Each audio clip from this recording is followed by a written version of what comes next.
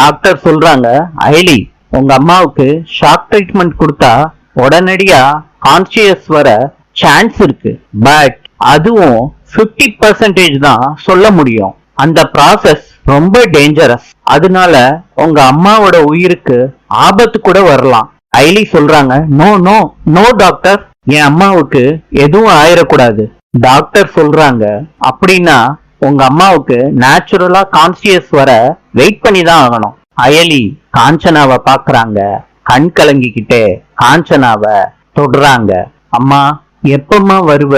நான் ஒருத்தி உன்னோட எல்லா ப்ராப்ளத்தையும் சால்வ் பண்ணி உன்னைய வெளி உலகத்துக்கு கூட்டிட்டு போலான்னு நினைச்சேன். அதுக்கு இப்போ உன்னோட ஹெல்ப் எனக்கு தேவைப்படுதுமா. அதுவும் சீக்கிரமா தேவைப்படுதுமா.